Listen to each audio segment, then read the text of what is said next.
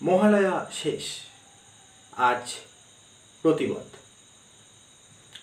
বাঙালিরা দুর্গাপুজোর সময় ষষ্ঠীকেই পুজো শুরু বলে মনে করলেও আসলে আমাদের হিন্দু শাস্ত্র তা বলে না।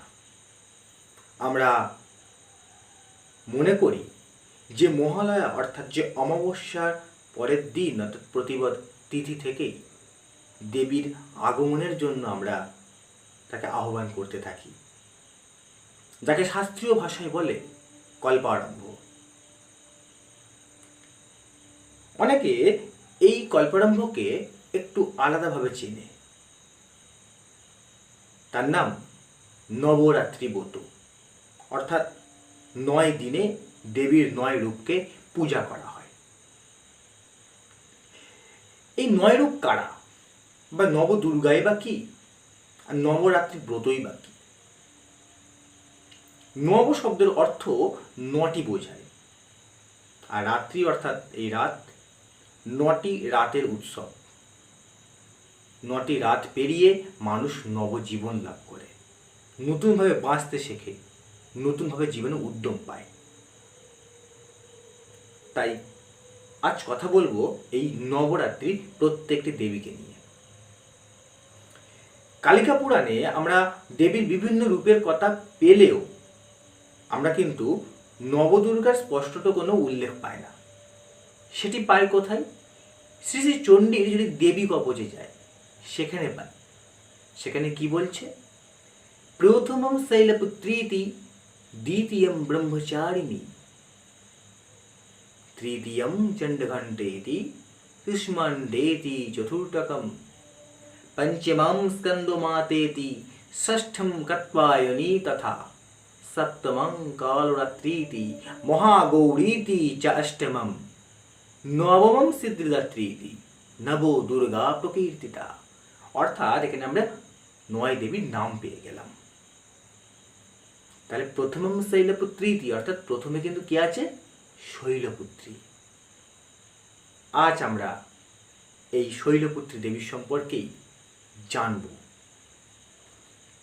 কেন তার এই ধরনের নাম এবং তাকে পূজা করলে কি হয়, তার পিছনে একটা পৌরাণিক কাহিনী নিশ্চয়ই আছে। আজ সেই কাহিনীটা আমরা উদ্ধার করব।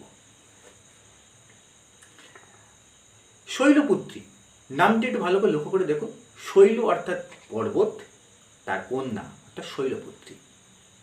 আমরা জানি দেবী দুর্গা হিমালয় কন্যা, কিন্তু হিমালয় কন্যা হওয়ার আগে তিনি ছিলেন দক্ষ কন্যা। প্রজাপতি দক্ষ, মনে আসছে নিশ্চয়ই সেই দক্ষ যজ্ঞের কথা। সেই দক্ষ যজ্ঞে সতী প্রাণত্যাগ করে আবার কিন্তু হিমালয় অর্থাৎ শৈলেশ্বর হিমালয়ের তপস্যায় তাকে পিতারূপে স্বীকার করেন। তখন তিনি এক নতুন রূপ ধারণ করেন, যাকে আমরা এই শৈলপুত্রী নামেই চিনি। শাস্ত্রকারগণ তার বর্ণনা দিচ্ছেন অনেকটা এইরকম। দেবী তখন দ্বিভুজা অর্থাৎ 2টি হাত, ডান হাতে রয়েছে ত্রিশূল, বাম হাতে রয়েছে পদ্ম, এবং তার যে বাহক অর্থাৎ যে বাহন সে রয়েছে কি বৃষ। শিবের সঙ্গে মিল পাচ্ছেন না ত্রিশূল এবং বৃষ? এবং তিনি তার আদি অর্থাৎ যে সতী রূপ ত্যাগ করে হিমালয়ের কন্যা রূপে তার গৃহে জন্ম নিয়েছেন। এবং সেখানে কি হয়েছে, তিনি অর্থাৎ হিমালয় তাকে চাইছিল কন্যা হিসেবে পাওয়ার জন্য তপস্যা করেছিল, তার তপস্যা সিদ্ধি লাভ রূপে তিনি পেয়েছেন, অর্থাৎ মানুষকে সিদ্ধিও পাইয়ে দেন। আবার আমরা আরেকটি কাহিনী পাই যেখানে শৈলপুত্রীকে বলা হয় যে হৈমবতী।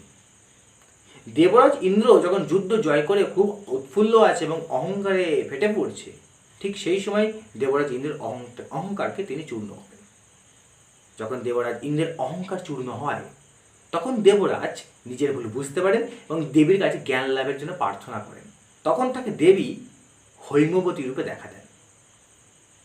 সিদ্ধি এবং জ্ঞান এই দুটির সঙ্গে কিন্তু দেবীর আবার সম্পর্ক পাচ্ছি, যার থেকে প্রমাণিত হয় যে দেবী শুধু সিদ্ধি নয়, তিনি জ্ঞান অর্থাৎ ব্রহ্মজ্ঞান পর্যন্ত দান করতে পারেন। তাহলে আমাদের উচিত নয় কি এই প্রতিবদ তিথিতে দেবী শৈলপুত্রীর পূজা করা? আশা করি সকলের ভালো লেগেছে। নমস্কার।